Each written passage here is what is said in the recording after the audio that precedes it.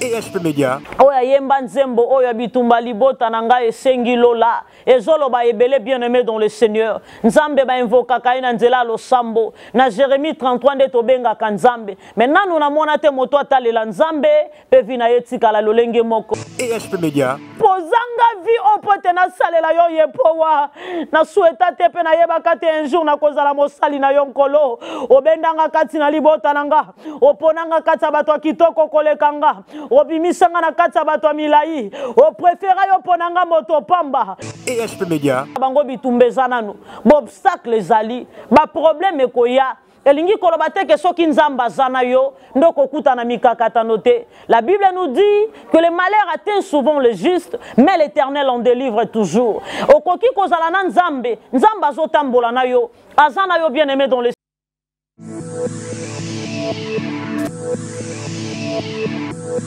ESP Media, la chaîne qui vous édifie 100% chrétien. Obitumba bomo inanga esengilola. Bitumba kobonga nanga esengilola. Bitumba bribota nanga esengilola. Woko bonga loto monanga esengilola. Okimia libota nanga esengilola. Alolola, alolola, alolola, alolola, alo yeswe, alo yeswe, alolola, alo bitumba ya mboka Kongo esengilola. O kimia ya bana nzambe to sengilola. Si Jérémie 33 oloba kina benga yo papa. Bitumba ko bonga nanga esengilola. Alolola, alolola, alolola, alolola, alo yeswe, alo yeswe, alolola, alo, alolola, alo, alolola, oh na beleli yeswe, ya yesu yo bundelanga yo. Éternel des armées, nzambo aleki likolo makasi Seigneur. Il est écrit, quand vous aurez élevé le Fils de l'homme, c'est là que vous allez connaître qu'il est. Seigneur, natongwa lelo toye kotombo la kitsa bokonzi na yo kotalisa ete moko te azalokola yo. Koleka nyonso to likolo ya nyonso yo ndo nzambo moko te azalokola yo. Natongwa lelo nzambe o toye kosala ezati na mosala na yo Seigneur. La Bible dit dans le livre de Matthieu chapitre 28 le verset 19, allez partout dans le monde, faites de toutes les nations les disciples. Shamana nuna mona te moto aluka yo vina yetika la lolenge moko. Pamba te liloba na yo nde bikisaka. Il est écrit au commencement, Dieu créa les cieux et la terre. La terre était informe, vide, mais Dieu dit que la lumière soit et la lumière fit. Or, la parole de Dieu, c'est Dieu lui-même. Et pambola monde entier, Seigneur. Non seulement la Bible nous rassure dans le livre de l'Apocalypse, chapitre 22, le verset 12, que voici, je viens bientôt. Et ma rétribution est avec moi pour rendre à chacun selon ce qu'est son œuvre. Nzambetika to salamo salana yo, to salamo kano na yo surtout. Pambate volonté na yo ezebandela mayele ya bana na yo. Pambola motonyo so ko kalilobo pa kotango na misala, to bondeli bona kombo na ngwana Yesu Masia. Wazali mokonzi pe mobikisi na biso. Merci Seigneur Jésus-Christ. Oui, bien-aimé dans le Seigneur, bisika nyonso biso ami biso, nzamba kende ko pambola biso, nzamba bate la biso. Na sepela koloba, sans l'Éternel Dieu qui nous protégea. Wana David nazoloba. Bien-aimé na bitumba libota, na ba réclamation ya famille, na ba force ya monde de ténèbres. Tala ba ye koli ba vandi na Yesu. Mazo ebisa Pierre, Pierre, Pierre, réveille-toi. Satan t'a réclamé toute la nuit. Alingi a roulé le col la pâte ya froma. Diable a bangi même pas mouto la li pembe ni ya Yesu. A combien plus fort tu n'as moutola la kamikomsu to bosani ko sambela. Bien aimé dans le Seigneur, le seul moyen où ça la kaite diable qui mabiso eza kozana moment ya ba prière na Nzambe. Kozala kati na kotambola na kobanga Nzambe. Yango David azoloba que l'amitié de l'Éternel est pour ceux qui les craignent et son alliance leur donne instruction. Nzamba pesi biso souffle de vie na mokolo alelo et sengeli to te ya natina liloba na ye to pambola bana na Nzambe to loba pe ba nyonso ba mesana ko kalilobo yo malheur à toi muto mesana ko kaliloba na Nzambe o komisango mo mesano o mesana na Nzambe bien aimé Nzambe ba mesana kana yete nyonso malamu tozo mona na mokili to ya mabe et kela mana ye bien aimé dans le Seigneur. Même le diable c'est un serviteur fidèle de Jésus.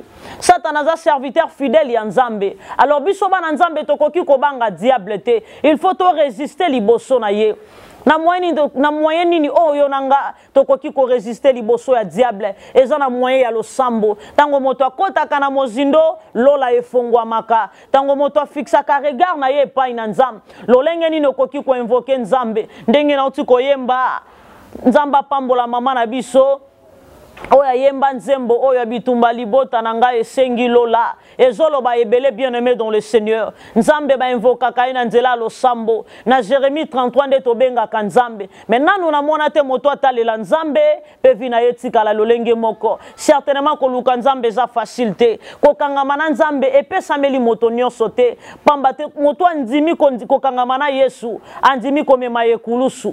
Bien-aimé dans le Seigneur. Bandeke bazana bisika kolala kasi mwana na moto azane sikate kondima Yesu eza kondima humiliation. Merci ma humiliation. La Bible dit celui qui va persévérer jusqu'à la fin sera couronné. Bien aimé sengona yo moto ndimela Nzambe na ba circonstance nyonso na kozanga na bozwina yo ozosalela Nzambe la ba moment nyonso na bomoi na yo tika ete Nzamba lola apambola biso. Oui, sans plus tarder na lingito tanga mokapumoko. Nous sommes dans le livre de Josué. Josué chapitre 6, le verset 26. Qu'est-ce que la Bible nous dit? Il est écrit, ce fut alors que Josué gira en disant, maudit soit devant l'Éternel l'homme qui s'élèvera pour rebâtir cette ville de Jéricho. Il en jettera un fondement au prix de son premier-né et il en posera les portes au prix de son plus jeune fils. Amen. Dans le 27e verset, la Bible dit, l'Éternel fut avec Josué, dont l'a ramené et s'est répandu dans tous les pays. Amen, bien-aimé dans le Seigneur. Totangi na makomi na Nzambe. Là, nous sommes dans le livre de Josué, chapitre 1, le verset 8. Tosali un pas rétrospectif pour nabana na Nzambe ba meka un peu ko comprendre. Parce que na lobakatango nyonso mwana Nzamba koki ko zangela mba, mais azanga Bible te. Akoki ko zanga nyonso. Mais akoki jamais kozanga Bible. Bien aimé, moto a maîtrisé la parole de Dieu. Moto a bandi sali lo bananzambe. Et lo komo kote koki ko bangi saye. Moto a sambelaka, mais atanga kate azo détruire kondimana ye. Or la Bible dit la foi vient de ce qu'on attend. Or ce qu'on attend c'est la parole de Dieu.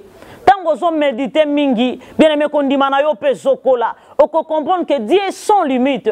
Mais tant aux zangi Bible bien aimé, aux zangi parole de Dieu katinayo, et ça aux zangi Yesu. Parce que la parole de Dieu c'est Dieu lui-même. Lilobananzambe za yemo konzambe. Bien aimé dans le Seigneur, na uti kotanga na Josué chapitre 6, le verset 26, la Bible dit, ce fut alors que Josué gira en disant. Na sala qui est un pas rétrospectif na bande koloba. Na Josué 1:8 après liwa ya Moïse. Nzamba zo ebisa Josué. Prends courage, fortifie-toi, je serai avec toi comme j'ai été avec Moïse. Je suis avec toi comme j'ai été avec Moïse. Bien-aimé dans le Seigneur, nous avons fortifié Josué. Pourquoi nous fortifié? Parce qu'il y a des liboso na bango bitumbezana nu. Obstacle les ali, ba problème e koya. Elingi kolobate ke soki nzamba zana yo ndoko kuta na mikakata noté. La Bible nous dit que le malheur atteint souvent le juste, mais l'Éternel en délivre toujours. Okoki kozala na nzambe, nzamba zo tambola na yo, azana yo bien-aimé dans le Seigneur. Mais yango tende ko empêcher ba problème comme na vie na yo, ako permettre comme a peut attirer gloire likola ba problème na yo. Amen, bien-aimé dans le Seigneur. L'Éternel était avec Josué. Il était avec les enfants d'Israël. C'était même lui nda banda ki ko guider bango pour te ba comme makino na terre promise. Mais bien aimé dans le Seigneur, Nzamba zoye bisaï Josué, bien aimé pote bako makino bakende kokoma na terre promise, babunda bitumbebele. Bien aimé dans le Seigneur, bakenda ki na kobunda bitumbebele, mais na kokoma na bango liboso a Jéricho, Nzamba ebiseka bango, Nzamba loba ki na bango, ba tourner miraille à Jéricho cette fois. Bien aimé Jéricho totanga kana maloba, ezate ke miri ya lopango zo tourner, ezate tout un ville. On Nzamba loba ki na bango, ba tourner ville wana cette fois. Cela veut dire quoi? Elingi koloba te soko yepa Yesu lelo, opambwa mi lelo. Malédiction tiki yo lelo, ba blocage tiki yo lelo, au vivre élévation lelo. Bien aimé dans le Seigneur, koye pa ina Yesu fon di ma komi kaba, on dit ma sacrifice, komi pesa bien aimé, di ma humiliation. Bien aimé ba na Israël bazaki ne la kana nzam. Nzamba lobi na bango, na pesi bino mboka. Vous savez bien aimé dans le Seigneur, nzamba bombe la kaba akopeso bénédiction. Akola kayo élévation, ma bombe li obe preuve, okokuta nango pendant élévation wana. Parce que ce kaloba talisa yo bien aimé dans le Seigneur, okoki même kobo ya lipamboli wana. Bien aimé bana Israël bakuta na ba problème, bakuta na bitumba. Mais kasi lokola nzamba zala kina bango, basuka kina kolonga. Malgré ba problème nyonso kokuta nango na vie, bien aimé nzamba kolongi sayo. Bazalaki na nzambe kati na bango, nzambe mutazalaki guide na bango. Mais bien aimé, aye koloba na bango ba tourner miraille à Jéricho cette fois. Bien aimé, yo muto mesana ko sambela, mozobo ya vie à sacrifice. Si tu veux être grand, accepte la vie de sacrifice. Bien aimé, si tu veux être grand, yangonde tem nanga ya mokolo lelo, accepte la vie de sacrifice. Sacrifice eza komi kaba, komi pesa na place ya baninga. On dit minga na se sacrifier pour na libota nanga. Otalo lobi non, rien ne marche dans cette famille. Oyo vinini. Nzambe, pourquoi rien ne marche? Pourquoi na omona makambo simbate? J'accepte de me sacrifier pour la famille. Bien aimé dans le Seigneur. Bien aimé dans le Seigneur. Israël va tourner qui miraille à Jéricho cette fois. Alors la septième fois miraille à Jéricho et Kouéaki. De Josué à Zoloba, c'est fit alors. Josué à Zoloba. Il est écrit, c'est fit alors que Josué jura en disant, maudit soit devant l'Éternel l'homme qui se lèvera pour rebâtir cette ville de Jéricho. Alors, Allah ke la mamabe liboso na nzambe. Moto à côté le mapona ko rebâtir miraille ya Jéricho. Bien aimé dans le Seigneur.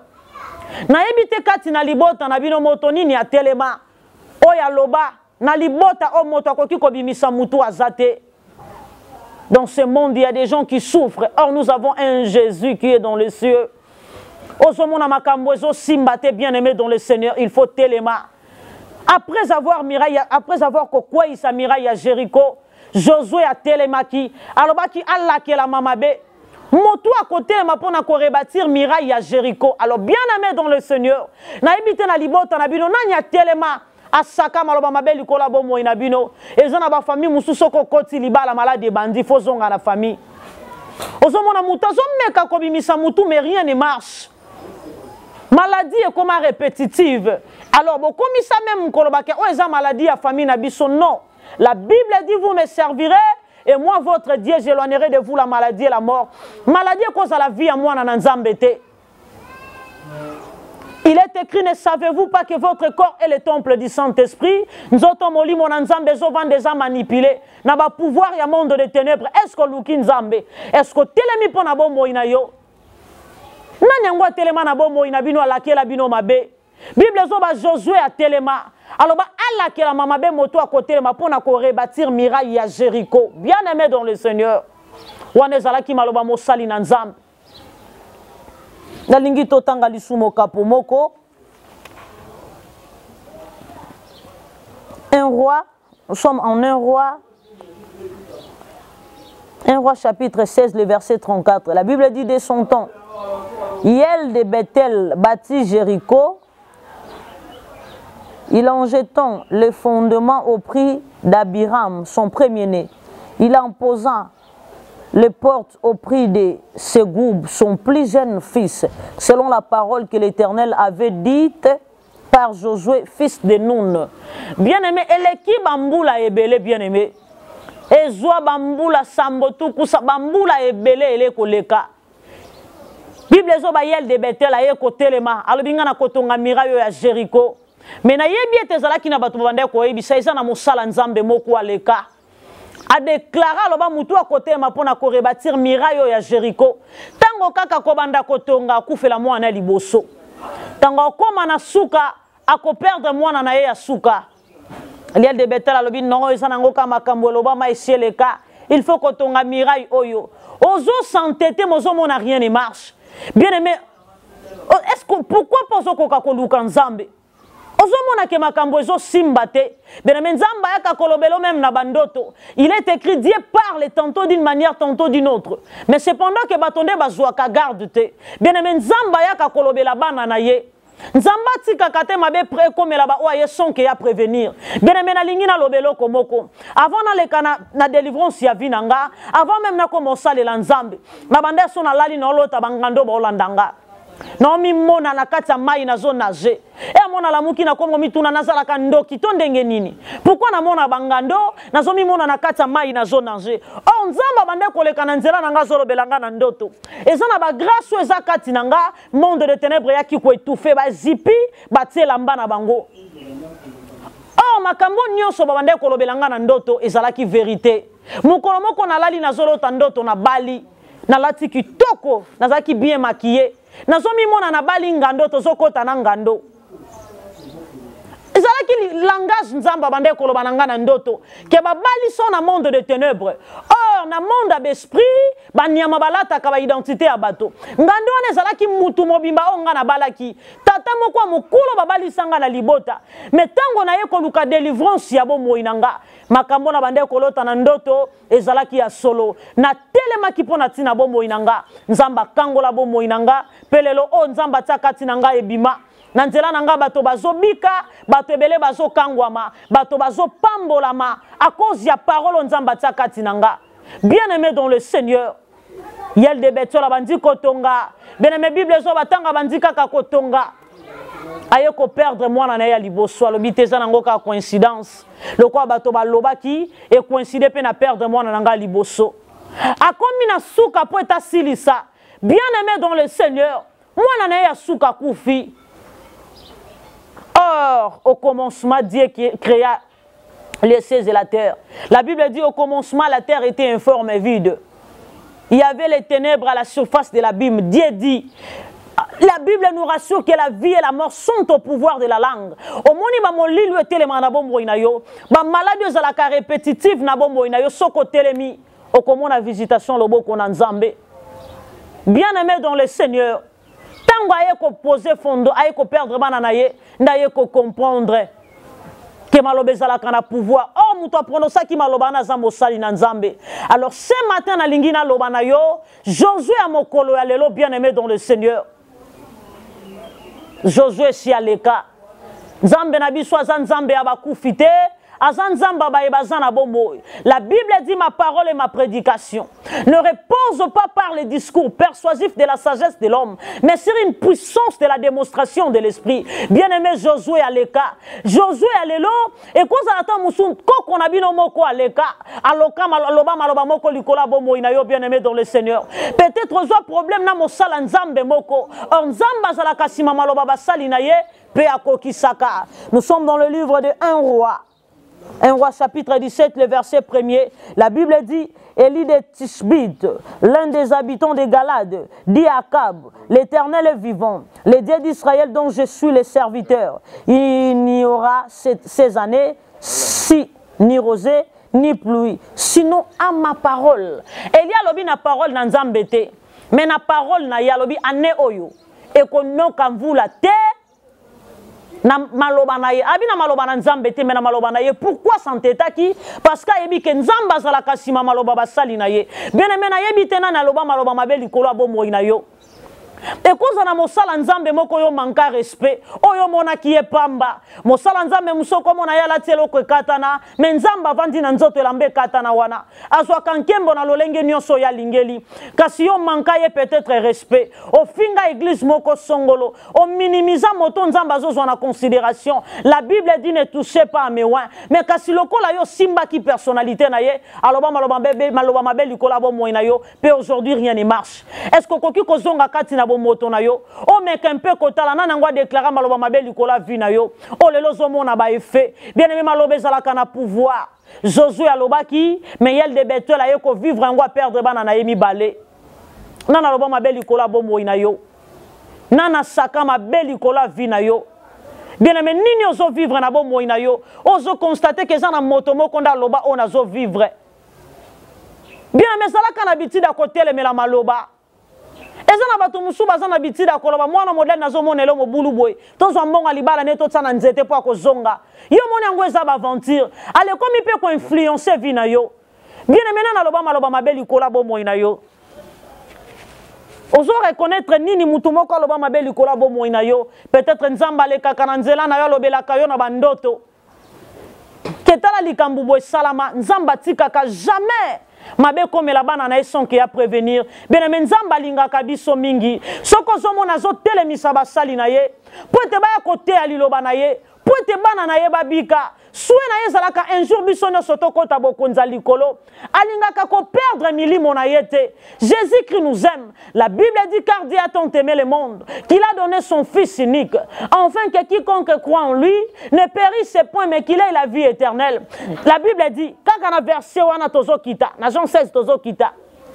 En effet, Dieu n'a pas envoyé son fils pour juger le monde mais afin que le monde soit sauvé par lui. Atinda Yesu mwana na ye pote tobika bien aimé to komi na tangwa suka sosola mwana tandenge basi baobala na bango banga nzambe mwana tandenge batu bakomi ko kufa pamba ezana ba peyo ba signer mibale bakobala na bango ezana ba peyo ba signer mwana ya 12 ans koki ko avorter même il y a 13 ans même il y a 14 ans donc ceux qui muto avorter ça nango normal eza ba signe ya temps de la fin na linginga na tokota na mozindo to sambela. Alors bien aimé dans le Seigneur, il faut que l'on prie. La Bible dit tout celui qui est capable de prier, capable de tout. Là, c'est la verset à Matthieu chapitre 21, le verset 22. Tout celui qui est capable de prier, capable de tout. Matthieu chapitre 21, le verset 22.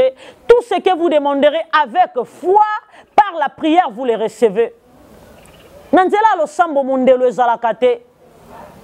Oh, bien aimé dans le Seigneur, na loba mabeli kola vina yo. Oh le lozo lukanzela me kasi makambo ezo simbate. Bien aimé dans le Seigneur, na lingito kangami soto sambela nzambe. Nanu na mona te moto luka Yesu vina yetika la kati na milelo no. Nanu na mona te moto tinga manzambe akangama kati na humiliation. Malgré ma finga ya penina, Anna comprena qu'il y a un Dieu qui est dans les cieux. Oh, ce qui n'a fixé regard nanga epai na ye. Akolongolanga soni malgré ko finga ya penina mokile lobaka nango kasoke moni soni mokile zalaka pona ko critiquer mais tango gloire ya nzambe lataka même inoko finga ki yango kusuka kana kobeta maboko yango maboko na bango pe beta maka.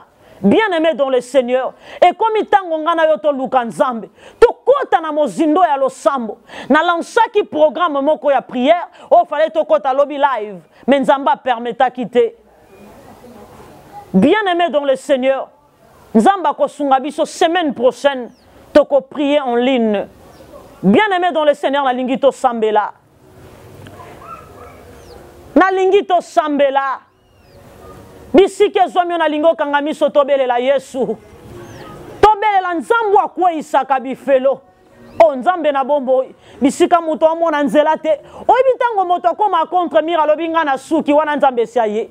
Nzamba yaka te tango moto azana na makoki na ye moko. Mais tango azomona ke naza su na makoki te na miboma nanga kaka. Nzambe zwana molimo nanga wana Yesu esiaye. Esika mayela moto esu kaka. Nde bonzambe na ye bandaka. Ba nyonso ba s'attacher na bonzambe na ye ba yokisa masonité. Bien aimé dans le Seigneur, malgré Reine Esther Azalaki, Mais tant qu'on comprendre que balingi va périr ba juif, my God. Nanu na monate moto talela nzamba yo ki samasoni. Toko fongo la Bible de Genèse Apocalypse, ba bazwa nzambe en première position, alongola bango soni. Esther atala ki reine na yete, alobi non, il faut na gêner pendant 3 jours. Parce que nga pe naza juif. Ceux qui va périr ba juif, nga pe ba ko périr nga. Bien-aimé dans le Seigneur, peut-être yozo mimo na posa na poto, mais li bota na Congo en captivité. Bande kono bazo vivre souffrance, même problème yozo vivre na mboka libanda. Bande kono bazo vivre ngo. Pourquoi pas yo telema? Nana loba maloba mabeli kola bomo inabino. Pona nini makambo ezo simbate. La Bible dit le bonheur et la grâce m'accompagneront tous les jours de ma vie. Et moi j'habiterai dans la maison de l'Éternel jusqu'à la fin de mes jours. Pourquoi rien ne marche? Nanyangwa telema. Est-ce que nzambe wana kufa? Olukia mimoni samite? Nano na monate. Na lingi bisike zwa miyo kangamiso. Tozo zwa instant moko ya prière. To invoquer moko nza milimu. Malade ezo tungisa yo. Nzamba za tata milimu wa malade. Bien aimé dans le Seigneur. Oyebi nzambe na lola. Nzamba sangisa conseil na ye. Wana tango sa baye Akab. Parce que Akab bakendaki komoto la bilanga ya batu. Ya Gisraël, yena mwasi na ye Jezabel. Et puis ça nzambe kanda, nzamba bande ko luka déjà par quel moyen il faut bomakab. Tala nzambe a luka moyen il faut bomamutu. Cela veut dire azala nzamba mawa. Parce que koki ko bobe même alimu si atana mu pepe. Mais abande tala nzambe so lobia humilier yo, on se manque pas de Dieu. Nzambe solo basili sa histoire na yo. Même na bato ba mibenga ba CCC kokuku wendo wazabanga lelo bazate. Mais seko na seko eza Yesu. Seko na seko eza Yesu. Bien aimé, Nzamba sangisa conseil na lola. Aibisi bango na oluka moyeni na kende ko périr Akab.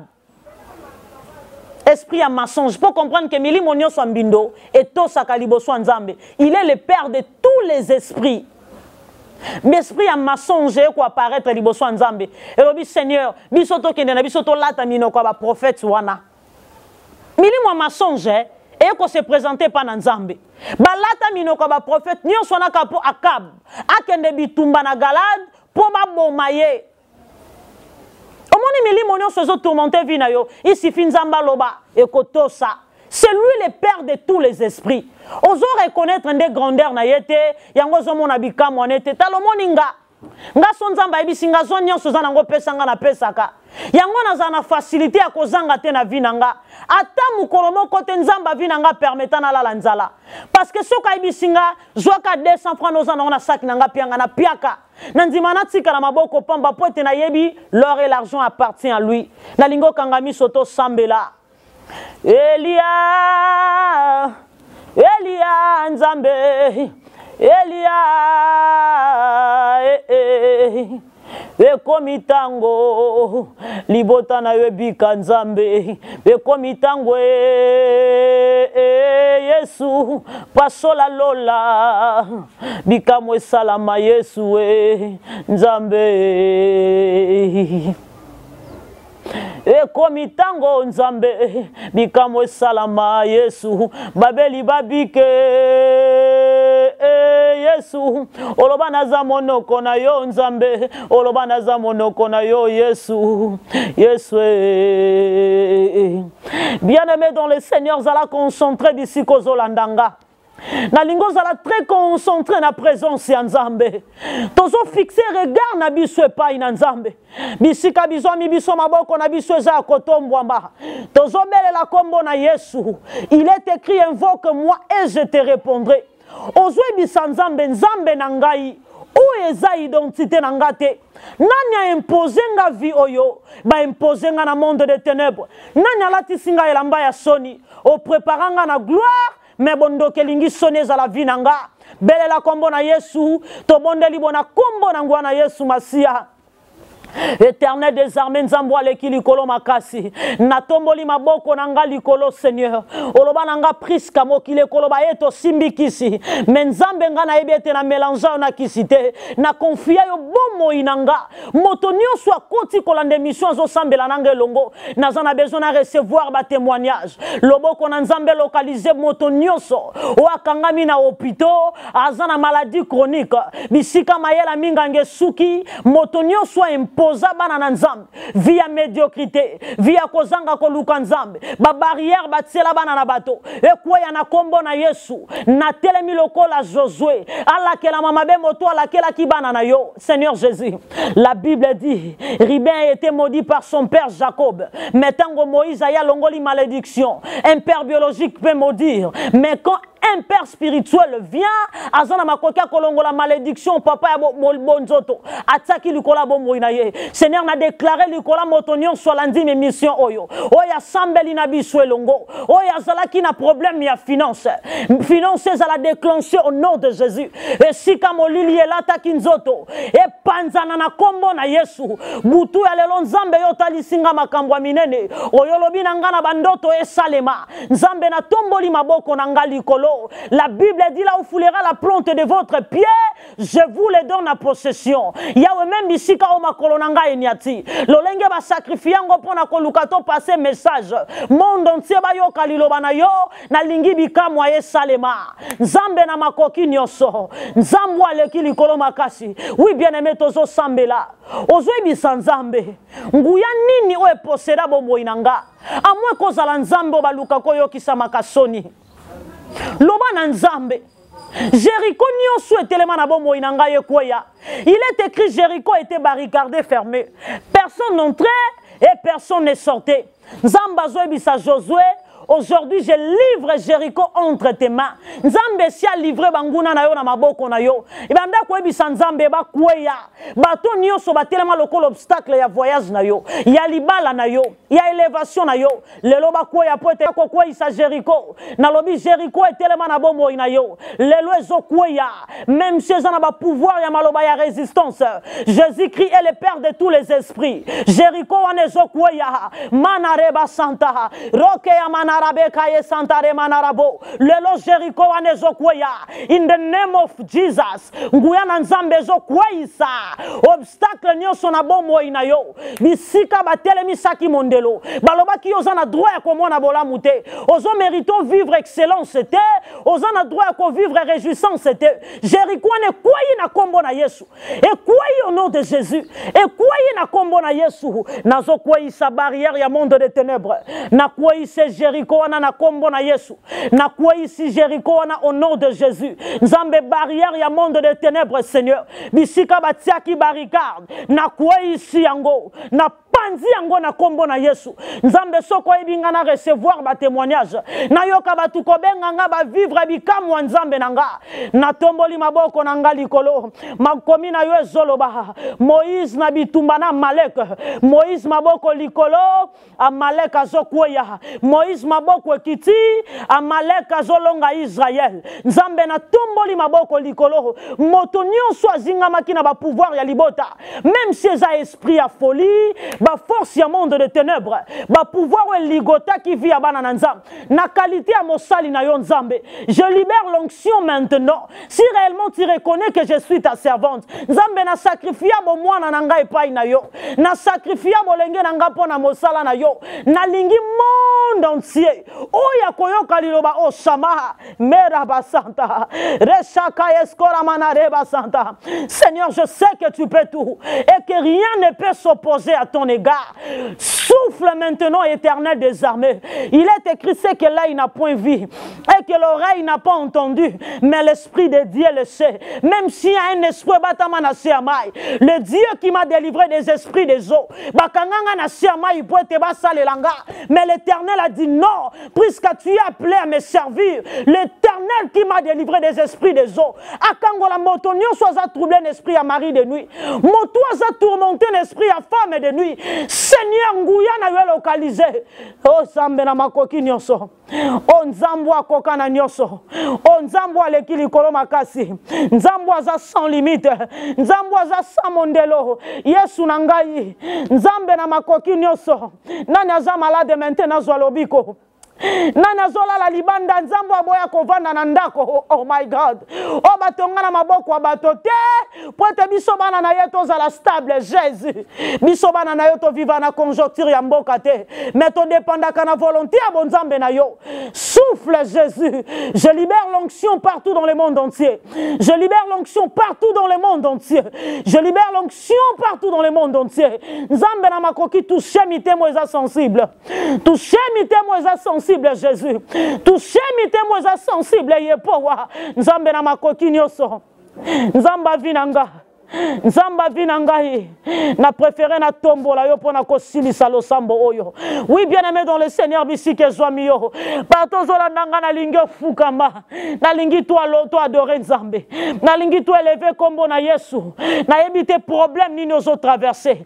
Ozo le kana situation nini. Na lingi bandaka ko élever kombo na Yesu. La Bible dit quand vous élèverez les fils de l'homme, my God. Oh Yesu. C'est là où vous allez connaître qu'il est. Meraba Santa. Yahweh na tomboli olikola maladie chronique. Na zo levo likola célibat ya bana na Nzambe.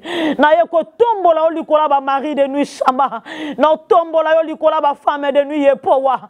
Na zo matisa olikola ba esprit des eaux. Mata likola pouvoir ya condamnation. Mata likola hôtel ya réclamation. Seigneur na telemi lokola Josué. Ala ke la mama be moto nyoso.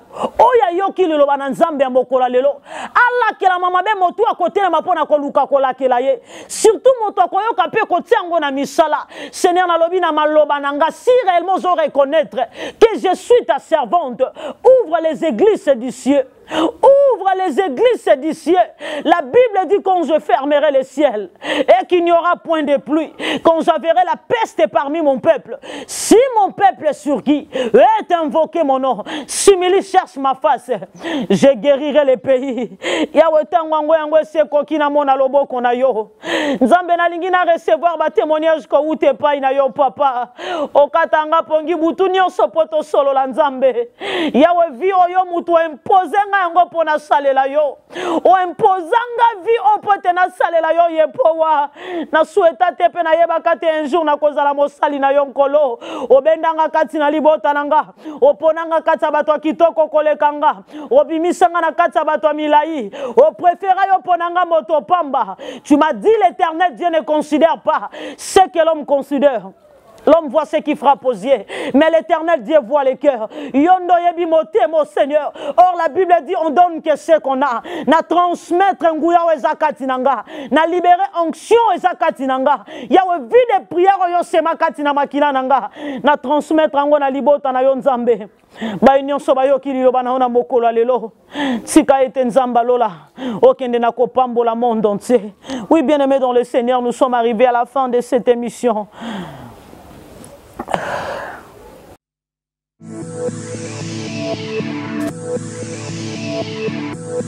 EHP Média, la chaîne qui vous édifie 100% chrétien.